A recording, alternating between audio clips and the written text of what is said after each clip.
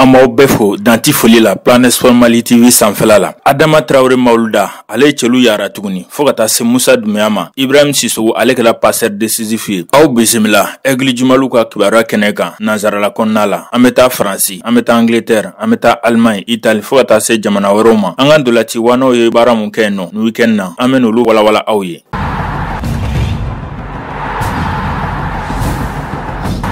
A bɛ daminɛ Angleterre Premier League la olu tun bɛ tile 6nan na. Tottenham ale se sɔrɔ Fulham kan 2-1 tile 6nan Angleterre Premier League o senfɛ. Match kɛla samedi septembre kalo tile 3 san 2022. Yves Bissouma milieu international malien don ale tun ye remplaçant Tottenham fanfɛla la. A ka tɔn o sɛbɛya kɔfɛ o bɛna jɔyɔrɔ 3nan na kuru 14 farankan ye 7 ye. Tile 7nan matchiw senfɛ Tottenham ni Manchester City bɛ ɲɔgɔn sɔrɔ samedi septembre kalo tile 10 san 2022. O match bɛ daminɛ 16h30 wagati.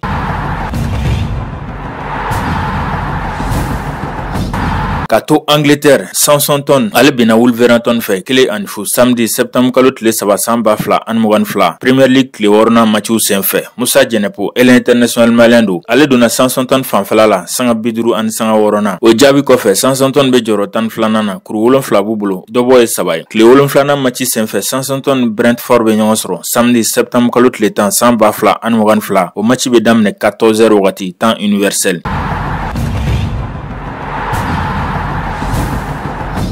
O toga kelen na Crystal Palace ni Newcastle ye kuru kila 0-0 samedi septembre kalo tile 3 san 2022. Premier League tile 6nan match senfɛ. Cheikh Doucouré milieu international malien don ale 90 minutes temps Crystal Palace fanfɛla la. O filan bin kɔfɛ a ka tɔn bɛ jɔyɔrɔ 15nan na classement na kuru 6 de b'u bolo ka dɔbɔ ye 2 ye. Tile 7nan match la Crystal Palace ni Manchester United bɛ ɲɔgɔn sɔrɔ dimanche septembre kalo tile 11 san 2022. Match bɛ daminɛ 15h30 wagati.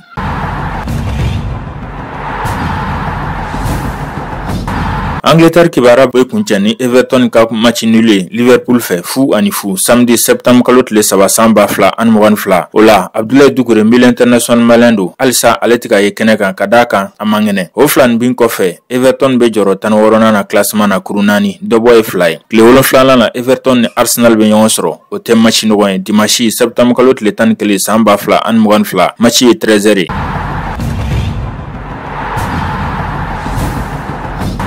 An bɛ pankuru ta ka taa Allemagne wagati la Bundesliga kun bɛ 5e journée la. O la Hoffenheim ale bina Dortmund fɛ 1-0 samedi septembre kalo tile 3 san 2022. Jadje Samasegu milieu international malien don ale tun ye remplaçant ye Hoffenheim fanfɛla la. O défaite kɔfɛ a ka tɔn bɛ jɔyɔrɔ 7nan na kuru 9 u ka farankan ye 2 ye. Tile 6nan match la Hoffenheim ni Mayence bɛ ɲɔgɔn sɔrɔ o bɛ kɛ samedi septembre kalo tile 10 san 2022. Match bɛ daminɛ 13h30 wagati.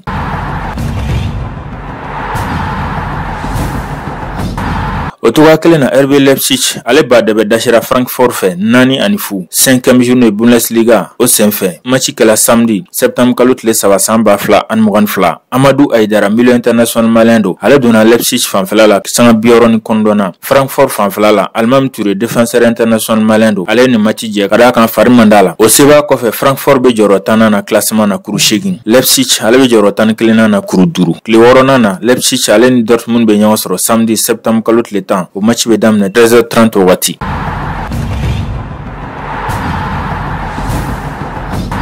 Ligue 1 française o kun bɛ tile 6nan na ni weekend na. Rennes ale ni Troyes kuru kila 1-1. O match kɛla samedi septembre kalo tile 3 san 2022. Amari Traoré défenseur international malien don ale 90 minutes temps Rennes fanfɛla la. Kwame Rummenigge Ngesan milieu international malien don ale fana ye sanga 90 temps 3 fanfɛla la. O filan bin kɔfɛ Rennes bɛ jɔyɔrɔ 9nan na kuru 8 farankan ye 1 3 bɛ jɔyɔrɔ 11nan na kuru 7 dɔbɔ ye 3 ye. Tile 7nan match la Rennes ale ni Auxerre bɛ ɲɔgɔn sɔrɔ dimanche septembre kalo tile 11 san 2022. O match 15h05 ye. 3 ale ni Lens bɛ ɲɔgɔn sɔrɔ vendredi septembre kalo tile 9 san 2022. O match bɛ daminɛ 19h wagati.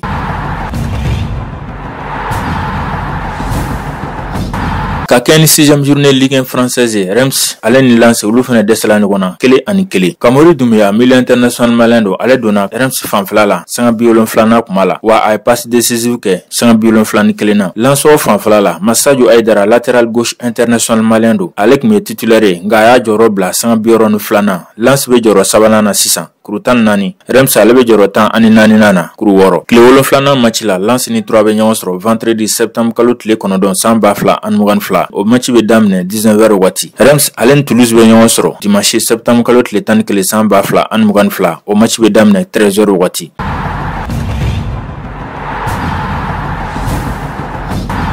O toga kelen na Montpellier bina Lille fɛ 3-1 dimanche septembre kalo tile 4 san 2022 6e journée Ligue 1 française hukumu kɔnɔna la. Falaise Sako kɛla titulaire wa sanga 90 Montpellier fanfɛla la. O défaite kɔfɛ a ka tɔn bɛ jɔyɔrɔ 7 na classement na kuru 9 faranga ye 4 ye. Tile 7 match la Montpellier ale ni Angers bɛ ɲɔgɔn sɔrɔ. O bɛ kɛ dimanche septembre kalo tile 11 san 2022 o match bɛ daminɛ 13h waati.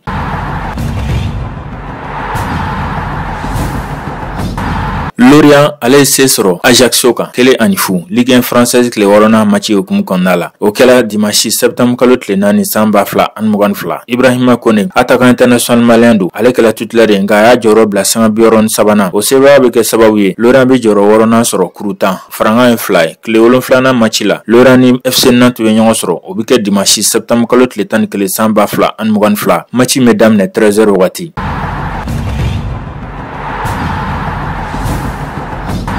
Monaco se sɔrɔ Nice kan 1-0 tile 6 Ligue 1 française match kɛla dimanche septembre kalo tile 4 san 2022 Mohamed Kamara cɛmancɛ milieu international malien do a ye 90 minutes Monaco fanfɛla la. O sebaya kɔfɛ Monaco bɛ jɔyɔrɔ 10 na kuru 8 dɔbɔ ye 3 ye. Tile 7 na Monaco ni Lyon bɛ ɲɔgɔn sɔrɔ dimanche septembre kalo tile 11 san 2022 o bɛ daminɛ 18h45 waati.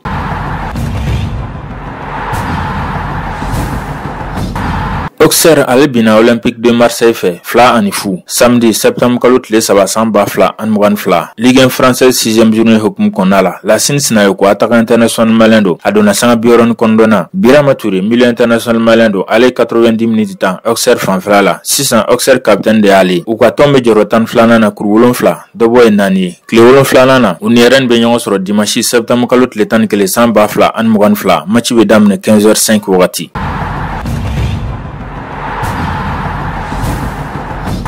Nzena meto France nga meta 2e division na o be tile 7 na. Metz ale ni Annecy olu dɛsɛra ɲɔgɔn na 0-0 ni weekend na. O la Boubacar Kiki Kouyaté défenseur international malien do a ye 90 minutes temps Metz fanfɛla la. O filani bin kɔfɛ Metz be jɔyɔrɔ 7 na kuru 11 faranga ye 6 ye. Tile 8 na Metz ale ni Guingamp bɛ ɲɔgɔn sɔrɔ lundi septembre kalo tile 12 san 2022 a match bɛ daminɛ 18h45 wagati.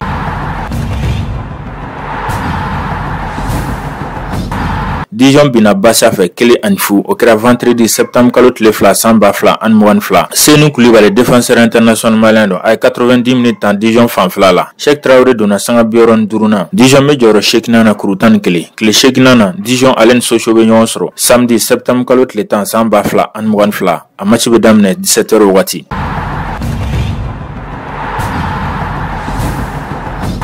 O toga kelen na Sochaux ale ye Laval dashi 4-1 match kɛla vendredi septembre kalo tile 2 san 2022 Moussa Doumbia Chiko ele international malien do ale kɛra sababu ye ka Sochaux ka celu 2nan do o kɛra sanga 72 Ibrahim Sissoko attaquant international malien do ale fɛnɛ passe décisive kelen kɛ sanga 80 sanga 3 Moussa Doumbia y'a jɔyɔrɔ bila sanga 88 na. Ibrahim Sissoko o y'a sɔrɔ ale kun donna jeu la sanga 60 na. Sochaux ni wagati la ale bɛ jɔyɔrɔ 3 na kuru 13 faranga ye 8 ye. Tile 8 na sen fɛ Sochaux ale ni Dijon de bɛ ɲɔgɔn sɔrɔ o bɛ kɛ samedi septembre kalo tile 10 san 2022 match bɛ daminɛ 17h wagati.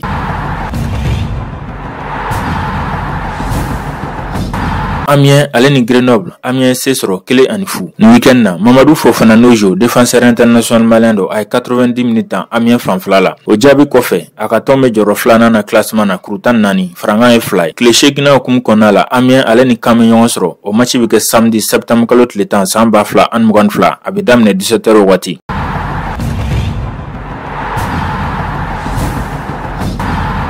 Ka pankuru ta ka taa Autriche ni kuma la tile 7 kun bɛ senna ye. RB Salzburg ale se sɔrɔ WSG Tirol kan 2-0 match in kɛla samedi septembre kalo tile 3 san 2022 Yuba Jara ale mun donna jeu la sanga 71 na milieu international malien do a ye Salzburg ka celu 2nan do sanga 79 na. Mamadou Jambo ale ma ye kɛnɛ kan ka d'a kan a man gɛnɛ fo ka se Segu Koyita ma k'a sababu kɛ bana ye. Classement na Salzburg ye jɔyɔrɔ fɔlɔ sɔrɔ ni wagati la kuru 18 faranga ye 15 ye. Tile 8 na sen fɛ u ni Irène de kan ka ɲɔgɔn sɔrɔ.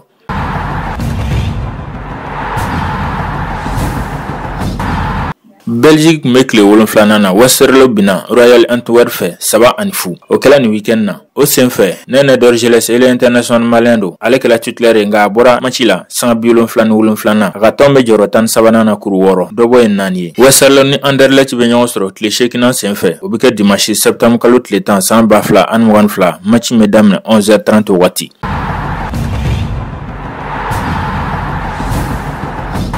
Zena meta Hongrie olu kun bɛ tile 7 na Ferencvaros ale seba jan sɔrɔ UJPS kan 6-0 match in kɛla ni weekend na. Adama Traoré Mawulda ale kɛla sababu ye ka Ferencvaros ka celu 3nan do sanga 32 na ɲan'o cɛ a kun ye passe décisive fɛnɛ kɛ sanga 20 ani sanga 4 na. Mawulda y'a jɔyɔrɔ bila sanga 58 na tile 8 senfɛ Ferencvaros ale ni Kis Varda bɛ ɲɔgɔn sɔrɔ dimanche septembre kalo tile 11 san 2022 15h30 wagati. UJPS fanfɛla la Abdoulaye Diaby défenseur international malien do a fɛnɛ kun ye titulaire a ye sanga 90 ta UJPS fanfɛla la a ka tɔn bɛ jɔyɔrɔ 12 na ani jɔyɔrɔ laban na classement na kuru 3. Budapest Honved o cogoya kelen na ale ni Kis Varda Budapest Honved ye se sɔrɔ 1-0. Boubacar Traoré attaquant international malien do ale tun ye remplaçant ye Budapest Honved fanfɛla la a ka tɔn bɛ jɔyɔrɔ 7 na classement na kuru 8.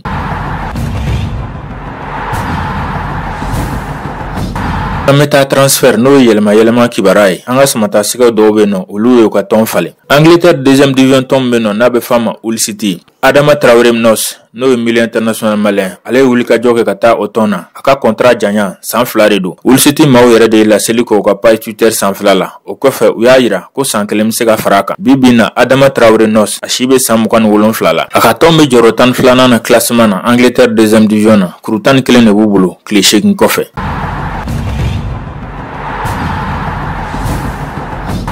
Mun ye Amari Traoré ale ka tagali FC Barcelone na o ma se ka sigi sen kan fɔlɔ.